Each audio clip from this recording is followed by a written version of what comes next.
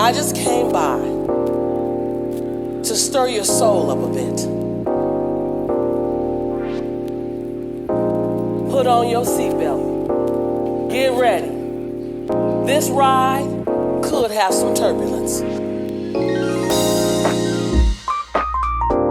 Hey you guys, I'm Tabitha McNeil, and this is The Next Step, an actor's journey to success. And today's special guest, we have Mengwe. What?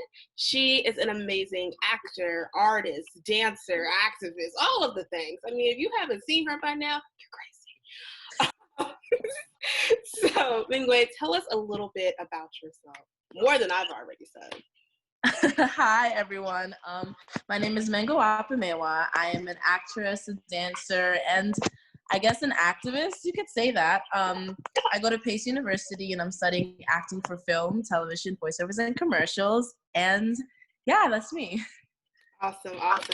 So my first question would be, since you're a huge Harry Potter fan, I'm just trying to figure out now what side you repping. Gryffindor. Okay. No question. Gryffindor. Yup. It's okay. I'm a Hufflepuff, but you know what? I love Hufflepuffs. So sweet. Yeah. We're here with it. So my next question is, you were born in Germany. Like, how was that? Okay, I moved here when I was like 4, so I don't really remember much of it, and I don't even speak the language, which kind of sucks. But yeah. It, from what I can remember, it's cool. I think that is so awesome. So let's go on to the next question. When did this kind of dance bug hit you? Like, when did you think that you wanted to be a dancer?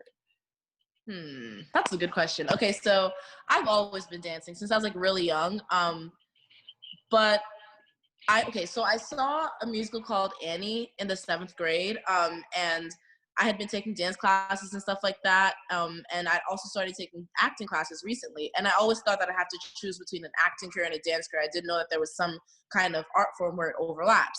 So when I saw Annie, and I was like, wait, whoa, musical theater, like that exists, wow. Then I fell in love with it. I was like, oh my God, I have to be on Broadway, like this is what I want to do and stuff like that. So that's what I started practicing for. I started taking dance classes more. I focused on my acting and stuff like that. And in high school, like I really started because dance classes are expensive and stuff like that. So I was like, if I can't afford it, I'm gonna like watch YouTube videos. I'm gonna like watch all these big choreographers and like learn the choreography. And like I started off learning like beginner level choreography, but as I got harder, I vowed to myself that like every single time I do a dance video, the next one it's gonna be much more challenging, because I love pushing myself.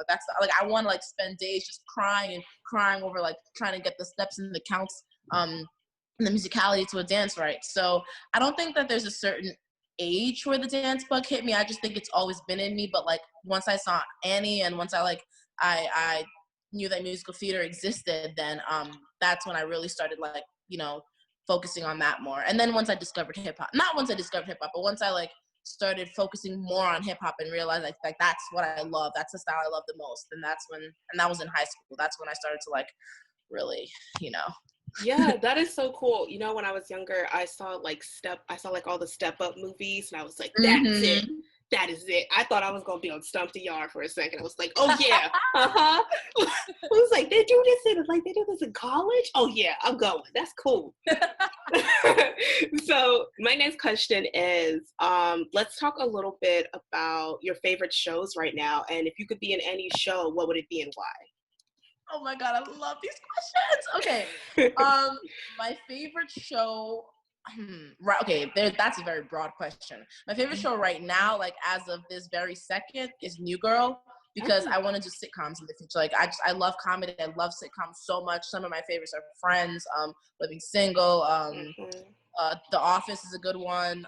Yes. Superstore is something I'm watching right now too. But New Girl is my favorite show. I just think that show has the most well-written characters in the history of comedy. Or let me change that. Some of the most well-written characters. Like I think Nick Miller is one of the top 10 most well-written characters in the history of comedy, and like I stand by that. And it's so funny. It doesn't have a laugh track. Like it's just and it's so well-written, and it's so funny, and it's just like it's real. Like these are stuff that like all of us as people go through. Like there's like someone in the cast who everyone can relate to. And it's just, it's beautiful. And you really form connection with these characters, you know.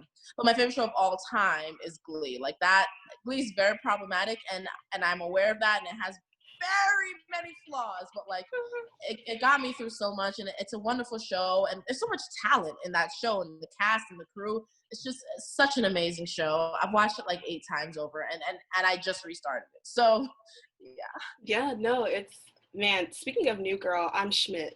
yeah, And I know that.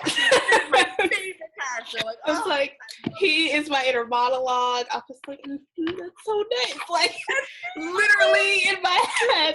I binge watched it one time, and I was like, wow, it's already Thursday, and I'm like on the last season. I was like, where did the time go? Such an amazing show. Flying through those New Girl seasons. Yes, yes. Oh man, that show could come back. Honestly, it really should. Just for, they could reboot it, and now just like I'll watch it. Yeah, I literally want a spin off of Schmidt's life. Literally. Yeah. That's all I and can Cece get. together? Yes, Oh, him and Cece, yes. Beautiful. So my next question is, what has been kind of your biggest hardships or wins within this industry, and how did you kind of overcome them? Okay, so I haven't really like gotten into the industry yet because I'm still in school, and then like now that I'm in school, I'm like focusing on training and stuff like that. But and hardship I have faced when it comes to the industry in general is like the fear of like not making it. Like that's just something that like no matter what, it like crosses my mind every single day. It's like there's so many people and so many other talented people in this industry, you know, and it's just like I had to start to tell myself, instead of being like scared of like being like, you know, never getting a role because of all the competition, like think of those as people who you're going to work with in the future and who you can learn from. Because like even in class, like I love watching my classmates work in class and watching them do scenes, and like I just love working with talented people because I learned so much when I work from other people. So it's like instead of me being scared of all the competition, I'm just like excited to like meet all these new people, whether I get the role or not. It's like for auditions aren't even about getting the role. It's about like the experience. Like I'm getting to do a scene with like a brand new person who I may or may not work with in the future, you know, and it's an opportunity to act. Whether I get the role or not, it's just an opportunity to act. And like, you know, it's a playground somewhere where I can have fun and like network and meet casting directors, meet agents, meet like directors. It's a fun experience, and it shouldn't be something I should be scared to do because I know myself. I know that I'm a hard worker. I know I have some sort of talent because I got into PACE. So come on. I have to say that again. Yeah. That's my path and my journey. Yeah, that is so awesome. That is great. And especially with you being in PACE, I mean, that is like the top school right now. Literally. People's like, yo, she went to PACE? Oh yeah, she's a big star. Okay. Like all the people that I've known so far, like going through Instagram, they're like, oh yeah, I went to PACE. I'm like, of course you did. You're talented. Jeez. So my next question is, who are some of your favorite dancers, and why are you so influenced by them? Ooh, I love this question. Okay, so some of my favorite dancers. I love Nat Bat and Isabel Caps. Well, Isabel Capitula, I think that's how you say her name. I'm gonna name my top 5. Delaney Glazer, Nat Bat, Isabel Caps, Fifi Burgos, Johnny Blaze. I could keep going on and on. Charlize Glass, Casey Rice, Bailey Soak, Sophia Wiley. That was more than 5, but I just. No, you're good.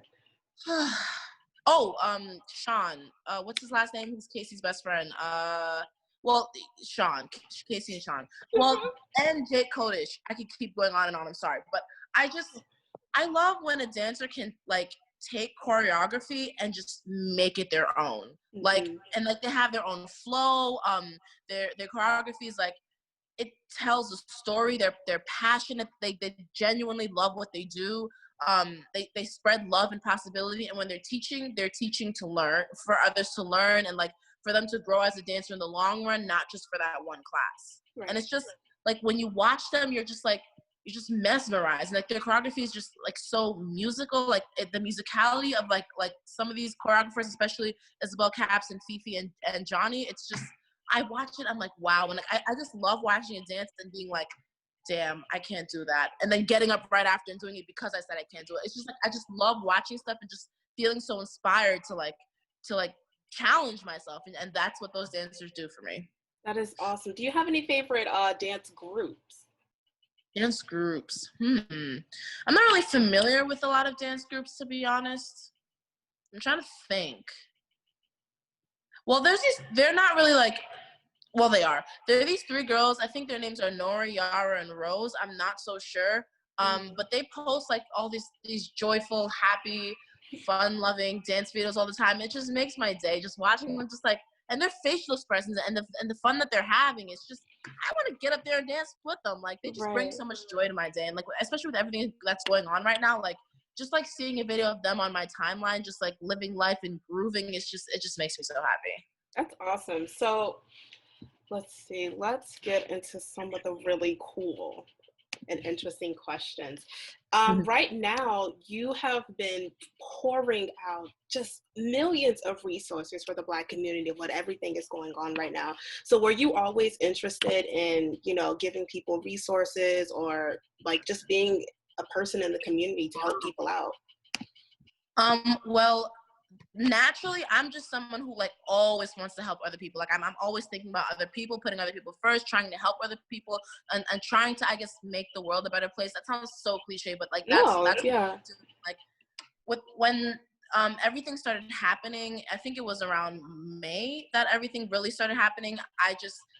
I wanted to do something, and I just, every day I would wake up, and if I didn't like make a call or send an email or share some resources with a couple of, like, it started off with just like my friends and stuff like that, like on my page, then I just like, I like feel helpless or feel useless, and I know that's not healthy. I know it's not my responsibility, but I want to do as much as I can, and I wanted to make it possible for others to do as much as they can. Because the truth of the matter is, some people are really not going to go out here and look for these resources themselves. They're not going to do these themselves. And if I like have like, even like when I had 2,000 followers, I was like, I'm still going to say something. I'm still going to do something, because it's a platform. Whether you have 100 or 1 million followers, you still have some platform, and your voice can still be heard. Your voice is important, and your voice matters. So I just started doing it because I wanted to find some way to like get resources out there and share information, and I didn't even expect to like grow in my page from that, and I wasn't doing it for that. That's when people started like asking me for my Venmo and stuff. I got uncomfortable. I was like, please, instead of like giving me the money, give it to all these organizations and stuff like that, and all these Black owned businesses, because they need it much more than I do, but yeah, I wouldn't say I have always wanted to do it, but I would say in a sense, yes, because I've always been someone who wants to help other people and take action whenever needed. That's awesome. That's beautiful. That is beautiful. And again, you guys, if you need some resources, go to her, for real. At this point, she's got you hooked on with all the Google documents, all the places you need to call, all the places you need to email, postcards, every the books you need to read, the people you need to follow. Look, she'll hook you up with the skincare, all the businesses, all of it. Yes. 600 Black-owned businesses on my page, y'all. Please come on, because I looked at some and my wallet is empty. Yes. Oh my gosh. It was like, wait a minute. Now I was like, man, I can't look at it today because it might be something I want to buy. Upsetting. So my next question is, when did you want to start acting? Okay, so I'd always wanted to be a dancer. That's since I was very young. But in middle school, my school was like sort of an art school. So there was other programs and stuff like that. And so in the 7th grade, I started taking drama. I wasn't like, oh my God, this is drama class, I want to take it. I was like, oh, there's drama class, I'm going to take it. And I was like, wait, this is kind of fun. Like, oh, I like this, And that's when I was like, oh gosh, I want to be an actor now. But I also want to be a dancer. And I already told you the Annie story about how I saw Annie. I was like, oh my God, musical theater is a thing. But when I was auditioning for colleges, because once I got to high school, I wasn't really doing acting anymore for like the first 3 years. It was senior year of high school where I really actually started training like with Stella Adler. Yes, come on. Yes. But yeah, it was, and like during the college audition process, I auditioned for half musical theater programs and half like straight acting programs. And I realized during the audition process that like I want to study straight acting more than I wanted to study musical theater. And that was when I like high school, senior year of high school was when I really realized like I want to be an actor. Like, yes, I want to dance too, and I want to go on tour with like artists and stuff like that, like Usher, but I want to be an actor. Like I want to do film, television, voiceovers, commercials. Like that's the name of my major, haha. But I want to do sitcoms. Like I want to direct, I want to produce, I want to write, I want to collaborate with other artists. Like there's just so much in like in the entertainment industry that I want to do, but like I mainly want to act. That is awesome. So if you could be on any show, any sitcom show right now, other than New Girl, what would it be? Matter of fact, let me change the question. If you could be on any like super old show, let's go all the way back to Living Single. What kind of sitcom would you want to be on? I would want to be on a sitcom like either Living Single or Will and Grace. That is one of my favorite shows of all time. Like, oh my God, I love Will and Grace so much. I've watched the show twice over, and I just like even the reboot, like when they brought it back. I love the characters and the message and the story and it's a beautiful show, and the actors, like the people in real life, they're amazing people. Like why wouldn't you want to like watch a show like that and follow up with those people in real life, you know? So I would love to be on Will and Grace or Living Single. But in terms of a show right now, I want to be on Superstore. I don't know if you've heard of that show. I have not. You haven't? Oh my God, it's so funny. It's like it takes place in like a store like Walmart, and it's just it's so funny. It's so freaking funny. Like the writing for that show is insanely good too. I love it. Like that's the kind of show that I want to be on. That's awesome. You know, it's so funny that you said Living Single, because I was like, man, Living Single, Martin, man, what are some other ones? In Living Color. Yes, Moesha as well. Even though low key, it's been problematic, but you know what? We're here for it though. We're still I feel like still here for her. It's problematic. It opens things up for discussion and opens people's eyes, perspectives they've never probably like, you know, had conversations about before. So I think it's important to go back in time and to see the things that people used to find funny and used to make jokes about, and see how things have changed, you know, progress. Yeah. It is, because like watching Moesha and then the Parkers and stuff, I was like, wow. What have we done? Stuff. Like, when I was watching Glee, I'm like, excuse me, like, did that just happen? Did Mr. Shu just say or do that? Like, but it's just like, it's things that you can pause the show and like talk to your friends about, and, you know, just have like good conversations about. What are some of your favorite Broadway shows? Wait, before I just thought of another one before I answer that question. Insecure. I want to be on Insecure. Yes. Yes. Put me on. What are we on right now? Season 3, 4, 5? I'm on season 3. This is my first time watching it through, but oh my God, that show, Issa Rae, queen. I like, if I ever get to work with that woman, like I will, my notepad will be in my hand the whole time, taking notes, learning from her. She is. Look, I was like, let me go ahead and buy composition notebooks now, because I'm gonna just be sitting there like, Even just to like sit in the corner of a room, in a corner, like on the floor squatting, just watching her work. Exactly. Watching her talk. It's just. But what are my favorite Broadway shows to watch or to listen to or to be in? That's a very all of them. Okay. My favorite musical of all time, hands down, is Hairspray. Grease is a close second. My favorite musical that I've seen on Broadway to watch is The Prom. It's just, I'm so sad it got like canceled, but I'm happy it's being turned into a movie. But The Prom is such a great message. It has some great songs. The cast is so talented. I love it. My favorite musical to listen to is Beetlejuice. Beetlejuice has some awesome songs.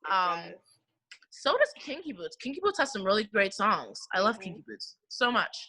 My musical I want to be in. The Prom. No questions asked. I want to be in The Prom so bad. Or Once on This Island. Once I work on my singing a bit, I'd love to be on Once on This Island. That is an amazing show. An amazing show, yeah, for sure. What else? The Color Purple, fantastic show. Watch the cast. Oh, amazing. Look, I'm trying to be silly. For real. I know I'm not going to even get through the entire play. I would just be like, I'm going to be here for one song, because if I sing the rest, I'm out. I'm just going to pass out. Like, just take me out now. One of my favorite musicals has to be Phantom of the Opera and Wicked.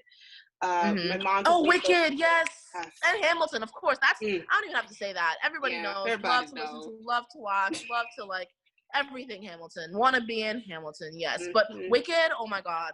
Yes. And an underrated musical that no one really talks about. So Twelfth Night. Do you know Twelfth Night, a Shakespeare play? Mm-hmm. Yes. So they turned it into a musical, and they did it at the Public Theater, in the park, at Shakespeare in the Park. Right. And it's an incredible musical. Like, I highly recommend anyone to like listen to that because it has some great songs. It tells the story so well. I know sometimes some people find it hard to understand Shakespeare. I personally, some of his plays, it's a little hard to understand. But like, if the actors are doing a great job, you can definitely understand what's going on. Yeah, for sure. Like they did Much Ado About Nothing, and I was like, yes. Look at us. For that one too. Yeah, it was so good. I lost my mind because I was like, we're Black. Look at us. I was like, this is so nice. I understand everything. Yes, Black excellence. I lied. It wasn't Much Ado About Nothing. It was As You Like It, but yes. Oh, okay, cool. So my next question is, even though you are new in the industry, what are some things that you would like to see changed going forward? I would like, I say this a lot, but when a Black person like gets like a lead role or like gets into like a position of power or something like that, like this is gonna sound a certain way, but you have to understand what I'm saying. I don't want it to be such a big celebration or to be so groundbreaking or just to be like a monumental. I just want it to be normal. Like I want it to be as normal as like when a white person like gets a lead role or something like that. Like I feel like we shouldn't have to like, of course it's great to celebrate it, but it shouldn't have to be like so groundbreaking for like when the beautiful young actress got cast as Batwoman. Like it was such a huge and big deal, and it's great, but like I want to get to the point where something like that is just congratulations, you're another actress who just got a big role. Not congratulations, you're the first Black bisexual woman to get a role, you know? Like, I just want it to be normal. And also, I want more dark-skinned girls to be casted, dark-skinned people in general to be casted. I want, like, there's a lot of colorism in this industry, which is just, you know, like, I want dark-skinned people to be casted more. I want, like, every shade of Black people to be represented in this industry. And I want opportunities for all, you know? Yeah. No, that is so true to what I feel like everyone is feeling right now. We just want to be normal. And when those kind of things of like, oh, we have like the first Black person doing this, it's just like, ooh, but we still want it to be just a normal thing. Like, this is an amazing actress. She got it because she was an amazing actress. And I think, you know, just a normal thing for us, but it's not. And so that's why we kind of do the cheering, but it should be normal. And then speaking to kind of like the colorism thing, it's just kind of, it's such a big discussion now because we're seeing things like Insecure. And it's just like, so yeah, we can be cute. You can light us. You know how to do our makeup. You know how to do our hair. And it's just like, wow, like seeing myself through Issa and all her work, I'm just like, yeah, I can do it. That's another thing. Like I literally want, can like, do it. I want like who we are as Black people to be able to be seen on screen. Like I just love, like, one reason I love Insecure is because I talk like that. I do my hair like that. I dress like that. Yeah. Like, it's just like, it's so important for like not even just girls, like Black people just look on TV and just see themselves like living their daily lives. Like one scene that just like made me like, oh, like this is why this show's great. Like when Issa walked in, or someone walked into the home, and the woman was braiding her daughter's hair, and she's like, put your head down. I was like, are you kidding? Like, that happens to me all the time. What? And now I'm seeing that shit on screen, you know? Like, that is just so important. It's just little things like that just need to just become more normal on screen, you know? And like, even another thing I want to be normal, like I just want, like, if a character is a member of the LGBTQ community, I don't want them to, like, their storyline should just be all about them being LGBTQ, you know? Like, it should be, okay, they're LGBTQ, but that's what is the layers? Them being straight, you know? It shouldn't be like, oh my God, there's a Black bisexual character, and you know, like it shouldn't be all about that. Okay, she's a character, she's bisexual, moving on. Like, it shouldn't be centered around their LGBTQness, you know? Yeah, like, where do they work at? Exactly. What kind of car they driving? Because if I'm only seeing this, I'm like, okay, girl, whatever. You just the random best friend that they, like for inclusive, like, okay, they just added this girl for nothing. Like, she doesn't have no story. She doesn't have an arc. It's just, there she go with another girl. Like, it should be a character who is a black, or it should be like a person who happens to be bisexual. You know, it shouldn't be like, oh my God, this character is the bisexual character of the show. Like, her whole thing in the show is being or being gay or something. That shouldn't be their whole thing in the show, you know?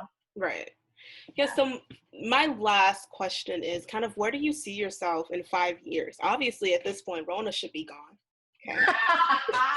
Let's see. I'm like a big dreamer and stuff like that. Right. So when I dream big. In 5 years, I would have graduated from Pace. Yes. I would have probably moved to LA for a while and like spent like 6 months to a year just dancing and like, you know, networking, stuff like that, auditioning for stuff. I would have done a couple of TV episodes, like, you know, small roles and stuff like that, done some commercials, auditioned for a ton of films because I want to get into the experience of an auditioning, and I'd have some big projects in the making. I'd have maybe a couple movies on the line, you know, maybe Broadway show somewhere, something. My YouTube page that I just made with my roommates, it would have been big. It would have blown up, like, you know, it would have been like YouTube famous, I guess. We would have just really established ourselves and done like a whole bunch of videos. I would have collaborated because I have so many, like, when I'm like listening to music on the train, like I'm like thinking like, oh my God, I can turn this into like a little video shoot here. So I want Corona to go away so bad. Like, I want to like collaborate with other artists and like just create like music videos or like little like short films, but like dance days, like TV songs and stuff like that, you know? So I would have probably done a bunch of these like dance videos, movies that I want to do. I would have seen a whole ton of Broadway shows. But I would have really started like, you know, I would have graduated from college and really started like building my way into the industry and like really doing projects and stuff and collaborating. Like, that's what I want to be doing. I just want to make projects and like make art. Like, I don't even care about, I don't care about getting famous. That's not what I do this for. I do this because I love acting and I love dancing. I want to be on sets just to learn and like view all these other incredible actors like Yara Shahidi and Zendaya and God bless Audrey McDonald and all these other incredible. I just want to like be able to like watch them work. Like, I don't even have to get a role. Like, even if I'm just an extra, just being there, just watching these incredible. I just want to train and like watch all these incredible actors work so I can learn and grow. Like, I'm not in any rush to like star in a movie. Like I want to really hone my craft and learn. Like, yes, life is short, and yes, you should live every day to the fullest, but that also doesn't mean that you should rush and like go ahead of your path. You know, like, I just want to let things happen and really grow into an amazing actress before I start going for these big roles and stuff like that. That was a lengthy. No, that was good. That was good. As a matter of fact, I thought that was going to be my last question, but I do want to, I have another one now since you said all of that. What is one thing, I guess maybe just like words of wisdom that you kind of live by that help you get through the day?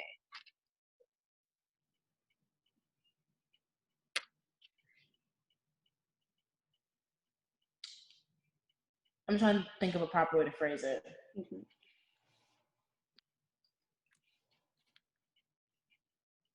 You're here for a reason.